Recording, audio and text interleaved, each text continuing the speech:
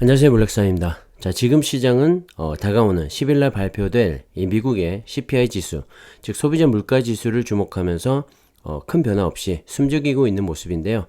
자, 발표 전까지는 이런 횡보 장세가 계속 이어질 것 같고, 정말 이번 CPI 지수가 크게 떨어지면서 이 주가 상승에 힘을 실어줬으면 하는 바람입니다. 자, 지난 4월 이 미국의 CPI 지수는 8.3%를 기록하면서 전월에 8.5%보다는 소폭 떨어졌지만 월가의 예상치였던 8.1%보다는 넘어섰죠. 최근 40년 이래 최고 수준이라고 하는데요. 자, 일단 이 3월에 정점을 찍고 내려오는 추세이긴 한데 이 시장이 예측하는 수준에 부합하는 수치가 발표돼야지, 그렇지 못하면 시장은 또 크게 반응하지 않습니다. 자, 그래서 지난 4월 CPI 지수 발표 이후 주가는 큰 반등 없이 조정과 횡보를 이어온 것 같고요. 자, 이번 달 CPI 발표가 더욱 중요해진 이유이기도 합니다. 자, 반등이 필요한 시점이고요. 시장은 이번에도 8.1%를 예상하고 있는데 8%나 혹은 이 앞자리가 7자만 단다고 해도 인플레이션이 정점을 찍었다는 확신과 함께 주가도 큰 반등을 한번 줄 수 있지 않을까 생각을 합니다. 다 같이 주목해서 봐야 할 것 같고요. 자, 어제도 장 초반 부진하다가 장 막판으로 가면서 이 애플의 상승에 힘입어서 플러스로 마감을 했습니다. 자, 오랜만에 애플의 힘을 느낄 수가 있었는데요. 자, 어제 애플은 연례 개발자 대회인 WWDC 2021을 3년 만에 오프라인으로 개최를 했죠. 여기서 애플은 새로운 OS와 애플의 자체 칩인 M2를 발표했는데 사실 M1 칩이 탑재된 애플의 노트북도 정말 어마어마한 사양인데 그보다 더 진보된 M2 칩을 공개하면서 시장은 뜨거운 반응을 보였습니다. M2는 기존의 M1 칩 대비 CPU 속도는 18% 개선됐고 GPU 성능은 35%나 좋아졌고요. 경쟁사들의 이 노트북용 칩과 비교했을 때도 전력은 효율이 2배나 개선이 됐다고 합니다. 그리고 새로운 OS도 발표가 됐는데 기기 간의 연결을 강조하면서도 이 개인의 취향을 살릴 수 있는 모습으로 바뀌었고요. 특히 우리나라에서는 사용이 안 되지만 전 세계적으로 인기를 끌고 있는 애플페이와 관련해서 이 애플페이 레이터를 도입했는데요. 구매 대금을 별도의 이자 없이 6주에 걸쳐 4회 분납이 가능하도록 지원을 한 겁니다. 최근 미국에서는 이 성구매 후결제 시장이 뜨겁게 떠오르고 있는데요. 애플도 그 연장선에서 시장을 확장하려는 움직임인 것 같고, 무이자의 부담을 애플이 안으면서까지 이 금융 서비스, 이 시장을 확장하려는 건 앞으로 이 애플 생태계를 더욱더 공고히 하겠다는 의지겠죠. 핀테크 기업으로의 성장을 예고하고 있지 않나 생각이 들고, 시장 역시 긍정적인 평가를 내렸고 주가도 상승을 했죠. 그리고 또 하나 이 중요한 이슈는 이번에 애플이 선보인 카플레이 기능인데요. 최근에 이 애플카에 대한 관심이 커지고 있는 가운데 이 발표된 이 애플의 새로운 카플레이라서 더욱더 주목을 받는 것 같습니다. 애플의 이 카플레이를 사용해 보신 분들은 쉽게 이해를 하시겠지만 자동차의 유선이나 무선으로 연결을 하고 이 아이폰의 몇 가지 기능들, 예를 들어 전화와 문자, 내비게이션과 같은 그런 간단한 기능들을 자동차 화면을 통해서 사용을 할 수가 있었는데요. 자, 그 기능을 이번에 확대를 한 겁니다. 차량의 속도와 연료 게이지, 날씨 등의 정보뿐만 아니라 냉난방 및 환기 조절, 라디오 제어도 가능하게 되었고요. 앞으로도 이 완성차 업체들과의 협업을 통해서 더 많은 차량에 카플레이가 지원되도록 한다고 합니다. 자, 애플카의 전초전이라고 할까요? 전기차에 대한 의지를 나타내주고 있는 것 같고, 시장 역시 애플이 만드는 이 전기차에 대한 관심을 더욱더 높여가고 있는 것 같습니다. 하지만 이번 발표회에서 아쉬웠던 점은 AR과 VR 등 이 증강현실과 가상현실과 관련된 그 기기에 대해서는 발표를 하지 않았는데 다소 아쉬움이 있긴 하지만 이 올해 말이나 늦어도 내년 초에는 발표될 것으로 보여서 시장은 여전한 기대감을 나타내고 있습니다. 역시 애플이고요.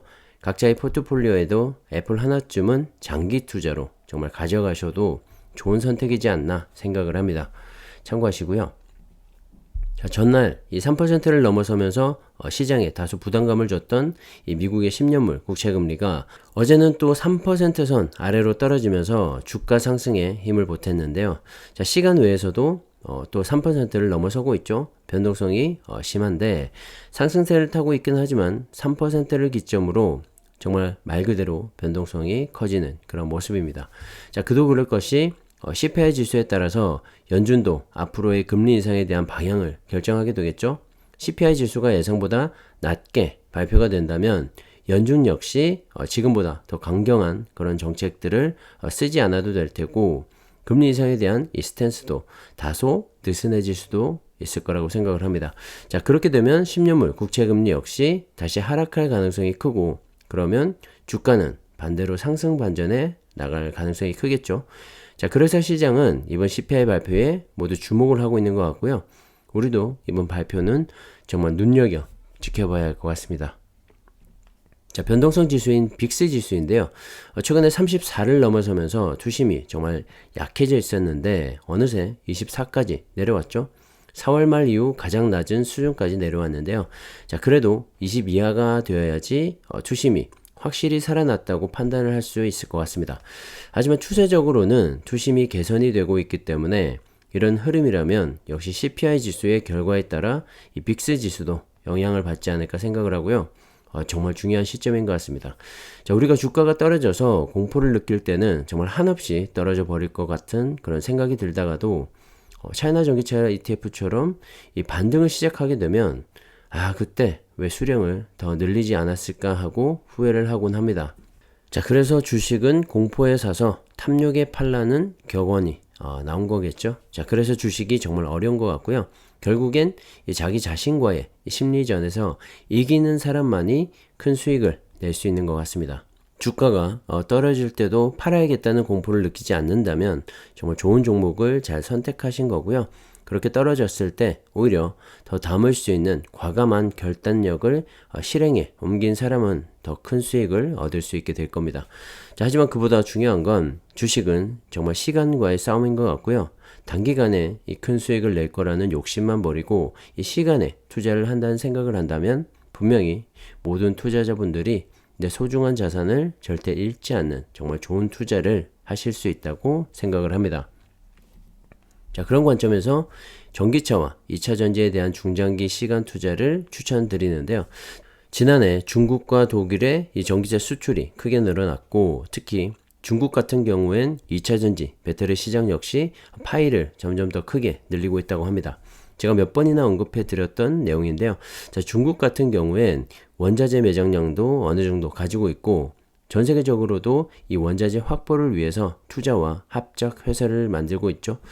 특히 막강한 이 자국의 내수 시장을 바탕으로 전기차를 정말 빠르게 늘리면서 전 세계 전기차 시장 1위를 차지함과 동시에 이 전기차의 핵심 부품인 2차 전지에 대한 수요도 정말 크게 증가를 했는데, 대부분이 CATL과 BYD 등 자국 내 배터리 기업의 제품을 사용하면서 전 세계 2차 전지 점유율도 빠르게 늘려가고 있습니다.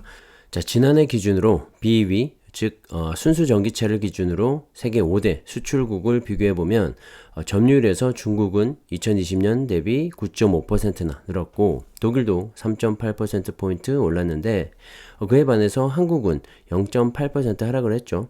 벨기에와 미국도 각각 2.1%와 8.5%포인트씩 떨어졌는데, 자, 중국의 이 순수 전기차 점유율이 상승한 건 상하이 우린과 BYD 등 이 중국 완성차 업체들의 유럽 수출액이 2020년보다 무려 513.9%나 증가를 했기 때문이라고 합니다. 자, 중국이 정말 무서운 게 이때까지는 이 자국의 내수 시장을 바탕으로 파이를 늘려왔다고 한다면 이제는 이 유럽을 공략하고 있다는 점이고, 앞으로 미중 간의 무역 분쟁이 완화되거나 폐지가 된다면 이 미국을 중심으로 한 북미 시장에까지 그 파이를 확장해 나갈 수 있다는 겁니다. 자, 전기차의 수출이 늘어난다는 건 결국엔 자국에서 생산된 이 배터리가 탑재된 이 전기차의 판매가 늘어난다는 것이고, 그렇게 되면 전기차뿐만 아니라 2차 전지 배터리 시장도 함께 성장해 나갈 수밖에 없겠죠. 더군다나 CATL과 BYD, CALB와 같은 이 중국의 배터리 기업들은 자체적으로도 현재 유럽과 미국의 공장을 증설하거나 계획하고 있기 때문에 CATL 같은 경우에는 이미 하반기에 독일에서 공장 가동을 앞두고 있죠. 자, 그렇기 때문에 앞으로도 이들의 성장성에는 정말 의심할 그런 여지가 없을 것 같습니다. 최근 타이거, 차이나 전기차의 주가 흐름을 보시면 정말 완전히 바닥을 다지고 반등에 성공을 했죠. 자, 이 차트만 보면 딱 나옵니다. 떨어질 때는 정말 한없이 떨어질 것만 같아도 어느 시점에서는 반등을 한다는 거죠. 하지만 그 전제 조건은 기업들의 실적과 미래 성장성이 담보되어야만 하는 건데요. 자, 2차전지 배터리는 그 조건에 딱 떨어지지 않나 생각을 합니다. 자, 시간이 지나면 쌀 때 더 많이 담으세요 라고 했던 말을 부정하거나 실행하지 않았던 것에 대해 후회를 하곤 합니다. 자, 인간인지라 당연한 거라고 생각을 하고요. 자, 앞으로도 이런 변동성은 몇 번이고 나올 겁니다. 자, 그때마다 중국은 안 돼라거나 부정적으로 자기 주식을 바라보지 말고 기업의 실적과 성장성을 믿는다면 시간에 투자해 보시기를 다시 한번 강조드리고 싶고요. 투자는 결국 이 각자의 몫이기 때문에 여러 가지 정보를 통해서 신중하게 투자하셨으면 합니다. 자, 마지막으로 비아디가 글로벌 자동차 기업 시가총액 순위에서 3위까지 올라섰다고 합니다. 정말 대단하죠? 자, 10위권에 현대는 안 보이는데, 자, 그만큼 이 비아디의 성장이 가파르다는 걸 알 수가 있습니다. 자, 얼마 전에는 이 내연기관차 생산을 중단하기로 하면서 전기차에 올인하는 모습을 보이고 있는 비아디인데요. 미국에 테슬라가 있다면 중국에는 비아디가 있는 거죠. 한국에도 런칭을 준비한다는 소식도 들리고 있고, 중국이 정말 내연기관차 시대에는 두각을 나타내지 못했지만 전기차 시대에서는 배터리도 그렇고 이 전 세계적인 패권을 쥐려고 노력하는 모습입니다. 자, 이 순위 하나가 현재 이 중국이 전기차와 2차 전지에 대하고 있는 태도를 알 수 있다고 생각을 하고요. 여러분의 투자 생활에 참고하셨으면 좋겠습니다. 자, 오늘은 여기까지 하겠습니다. 감사합니다.